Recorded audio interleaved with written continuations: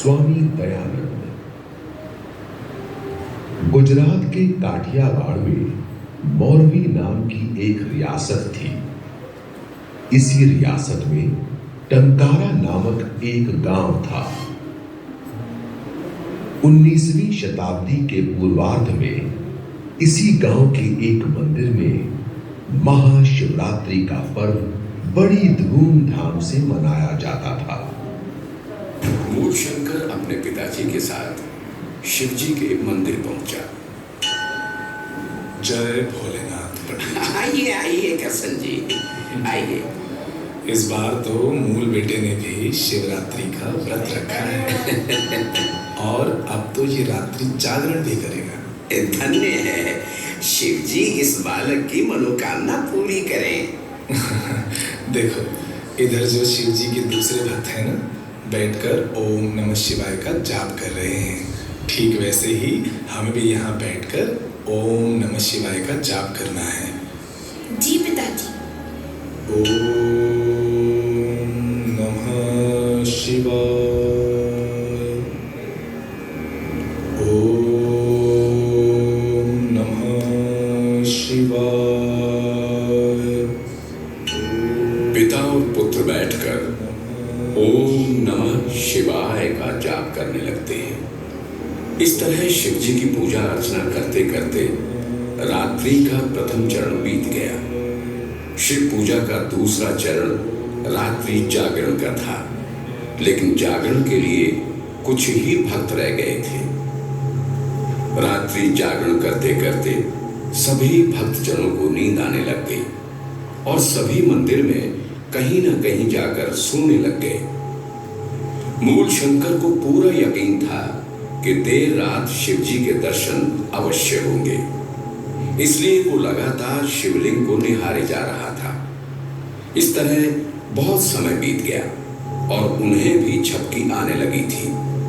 पानी के छींटे मारकर उन्होंने खुद को जगाए रखा। रात बहुत हो चुकी, अब शिवजी किसी भी समय दर्शन दे सकते हैं। इस तरह मूलशंकर पुनः शिवलिंग को निहारने लगे कि तभी उनकी नजर कुछ चूहों पर पड़ी। अरे, ये चूहे किधर से आ गए? और ये तो शिवपिंड की तरफ ही बढ़ रहे हैं। चूहों, शिवजी पर उत्पात मचा रहे हो, उन पर गंदगी फैला रहे हो। अभी शिवजी त्रिशूल लिए प्रकट होंगे और तुम्हारा संहार कर देंगे। मैंने जिस शिव का किया श्रद्धा से उपवास, उस शिवलिंग का कर रहे कुछ मूषक उपहास। इतना सब कुछ हो जाने पर भी शिवजी प्रकट क्यों नहीं हो रहे? इस शिव में तो इन चूहों को भी भगाने का बल नहीं है। कैसा शिव जो कर न सका अपनी रक्षा, फिर मैं किस कारण करूं मूरत आगे जा। पिताजी उठिए, जल्दी उठिए पिताजी। क्या हुआ मूल बेटे, क्यों उठा रहे हो? वो देखिए पिताजी, कुछ चूहे शिवलिंग पर उत्पात मचा रहे हैं। इतना सब कुछ हो जाने पर भी शिवजी प्रकट क्यों नहीं हो रहे? बताइए पिताजी, बताइए। जो स्वयं अपनी रक्षा नहीं कर सकते, वह दूसरों की रक्षा कैसे कर सकते हैं? पिताजी, मेरे यहाँ मंदिर में बैठे रहने का कोई कारण नहीं है। कृपया मुझे घर जाने की अनुमति दें। छोड़ो आडंबर सभी, कर कुछ अनुसंधान। मन प्यासा है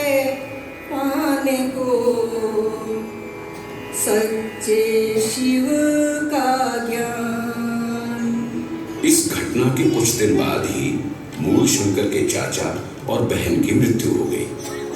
उसे संसार से वैराग्य हो गया। घर वालों ने उसकी ऐसी दशा देखकर उसका विवाह करवाने की सोची। इस समय उसकी आयु 22 वर्ष की थी, किंतु उसे विवाह में कोई रुचि नहीं थी। इसलिए मूल शंकर ने घर को छोड़ दिया। घर छोड़ने के बाद मूल शंकर सच्चे गुरु की खोज में इधर उधर भटकने लगा। घूमते घूमते उसने नर्मदा नदी के किनारे बसे पूर्णानंद सरस्वती के आश्रम में आकर संन्यास ग्रहण किया। अब वे दयानंद सरस्वती कहलाने लगे।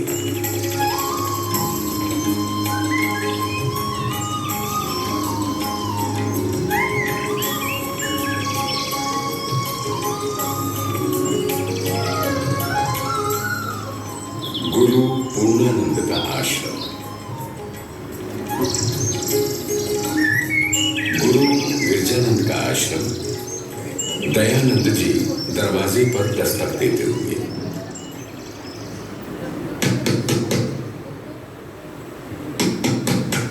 कौन हो? यही तो जानना चाहता हूँ, मैं कौन हूँ? सत्य को पाना चाहते हो? जी। गुरु के अंदर चक्षु ने पात्र को झट पहचान लिया। उसकी प्रतिभा को पहले ही परिचय में जान लिया। सतगुरु की अनुमति मांग दयानंद उनके शिष्य बने।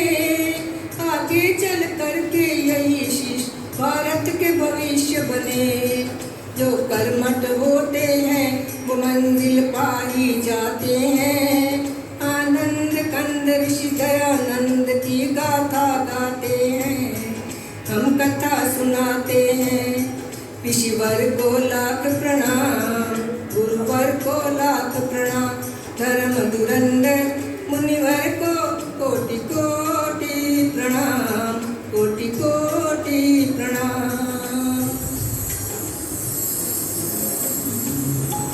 दयानंद, अब आपकी शिक्षा पूरी हो चुकी है। अब आप जा सकते हैं। मुट्ठी भर लौंग देते हुए। गुरुजी, गुरु दक्षिणा। गुरुजी, आपकी आंखों में आंसू।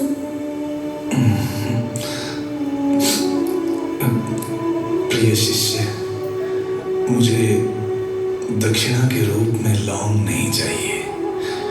भारतवासी अंधकार में डूबे हुए हैं। जाओ जाओ, उन्हें धर्म के ढकोसलों से उबार कर वैदिक धर्म का ज्ञान दो।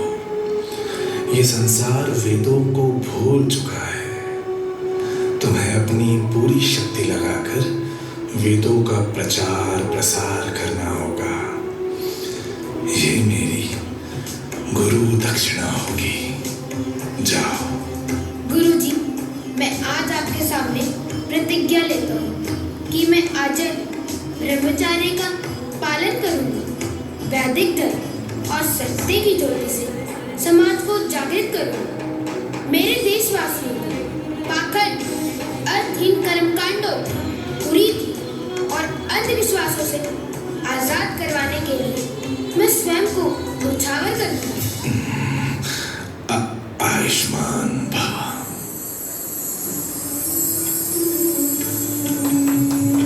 दयानंद गुरु के चरण छूकर आश्रम से बाहर आ गए। वे वैदिक धर्म का प्रचार करने के लिए भारत के गांव-गांव व शहर-शहर में घूमने लगे। समाज में छुआछूत व अंधविश्वास का बोलबाला था। स्त्रियों व शूद्रों को वेद पढ़ने का अधिकार नहीं था। विदेश यात्रा करने पर लोगों को समाज से बाहर कर दिया जाता था। दयानंद ने समाज में व्याप्त इन सभी बुराइयों को दूर करने का संकल्प लिया। उन्होंने जनता को धर्म के सच्चे स्वरूप से परिचित करवाया। अपने विचारों को स्वामी दयानंद ने सत्यार्थ प्रकाश नामक पुस्तक में लिखा है। उन्होंने बाल विवाह, अनमेल विवाह, जात पात और छुआछूत जैसी बुराइयों का विरोध कर अंधविश्वास और कुरीतियों का खंडन किया, आर्य समाज की स्थापना की। आज तो भारत के प्रत्येक नगर में आर्य समाज के मंदिर हैं। स्वामी दयानंद जी अपने समय के बहुत बड़े समाज सुधारक थे। उनका कथन था कि जन्म से सभी समान हैं, कर्मों के अनुसार ब्राह्मण और शूद्र बनते हैं, इसलिए ऊंच नीच की भावना ठीक नहीं। शूद्र भी ब्राह्मण का पद पा सकता है। उन्होंने शुद्धि आंदोलन चलाया, विद्या का प्रचार किया तथा अनाथालय और विधवा आश्रम खुलवाए। बाल विवाह का विरोध। रुक जाओ, गुड्डे गुड़ियों से खेलने की उम्र में आप इन बच्चों का विवाह करवा रहे हो। आपको शर्म आनी चाहिए। ये कोई इनके विवाह करवाने की उम्र है, ये तो इनकी पढ़ने लिखने की उम्र है। कितना अच्छा होता अगर आप इनकी पढ़ाई लिखाई पर ध्यान देते। सती प्रथा का अंत।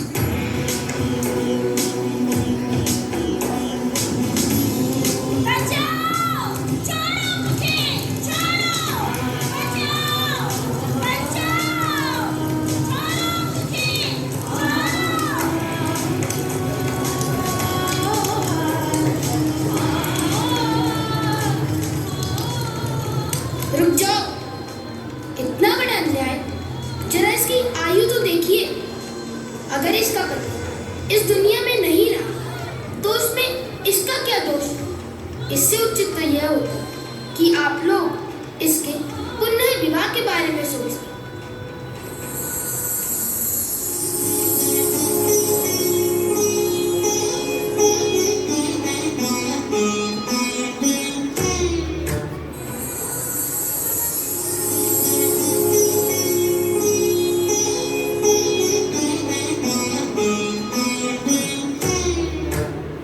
दयानंद जी ने स्त्रियों को शिक्षा का अधिकार दिलवाया। रुक जाओ, वापस करो उनकी पुस्तकें। महिलाओं को भी पढ़ने का और शिक्षित होने का अधिकार है।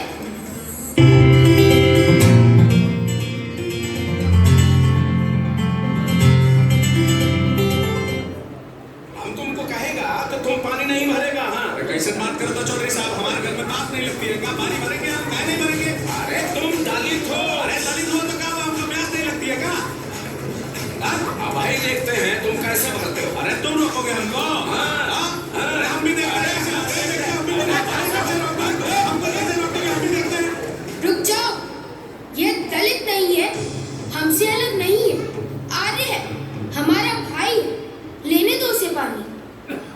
जन्म से कोई मनुष्य छोटा या बड़ा नहीं होता, सभी समान होते हैं।